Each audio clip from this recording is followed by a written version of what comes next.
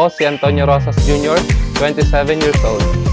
Ako si John Benjes Larga, 22 years old. Ako si Jocelyn Serrano, 25 years old. We are the founder of Alas Processed Food Manufacturing in Barangay Wangan, Torrijos, Marinduque.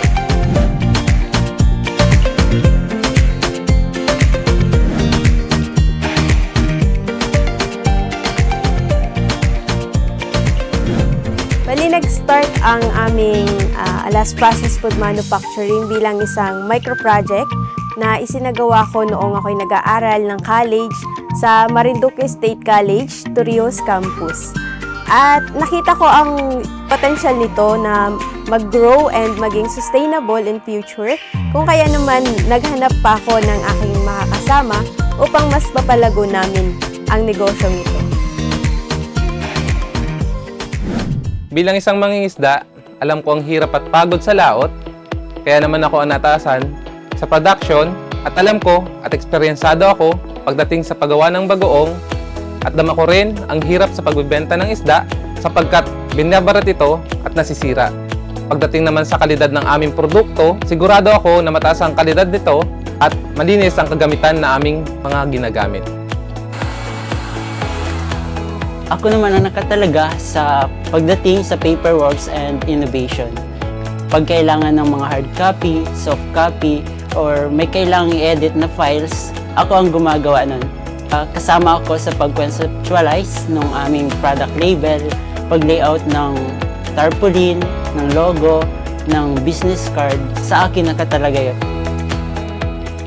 Ako naman ang in charge pagdating sa aming financial, budgeting and management.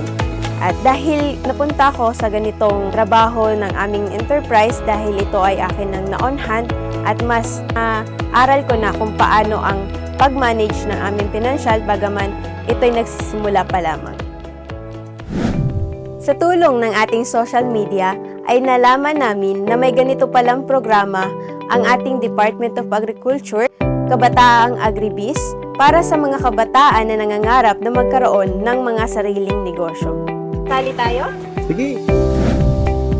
Ang grupo po ng Alas Processed Food Manufacturing ay isa sa mapalad na nanalo ng provincial winner noong 2022 na kung saan nakakuha kami ng grant na 100,000 pesos at napasama pong muli kami sa Young Farmers Challenge Upscale 2023 kung saan ay nagkaroon po kami ng grant na 300,000 pesos na sa ngayon ay naipamili na po namin ng mga drum at ng lupa at ang natitira pa namin budget ay para sa aming pagpapatayo ng aming processing plant.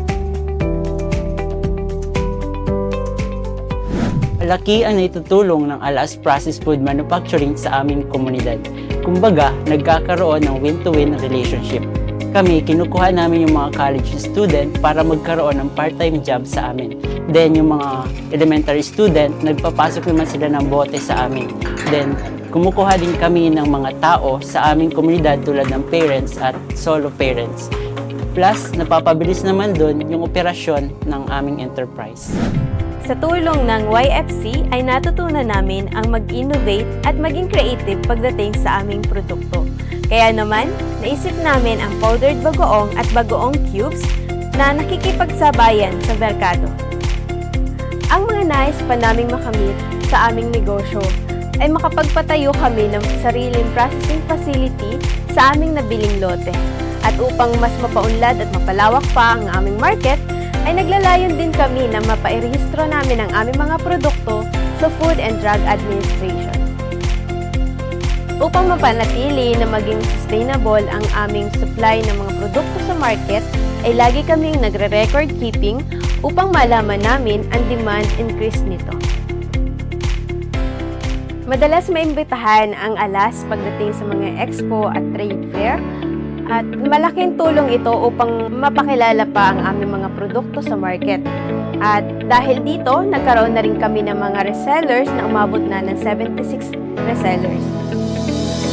At dahil dito, nakakaabot na ang produkto ng Alas sa Baguio, Laguna, Pampanga, Mindoro, Cavite at Bicol at sa iba't ibang lugar pa dito sa ating bansa. maaari nyo na pong mabili ang aming mga produkto sa mga online platform. Malaki ang naitulong ng Young Farmers Challenge program sa aming mga kabataan at estudyante na nangangarap na magkaroon ng sariling negosyo at makatulong na paunlarin at linangin ang sektor ng agrikultura sa ating bansa.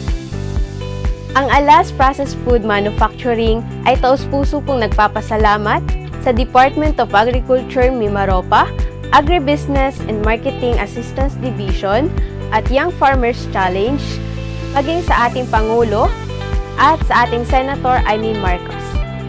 Sa mga kabataan, Tara na! Sali na! sa Young Farmers Challenge! Yay!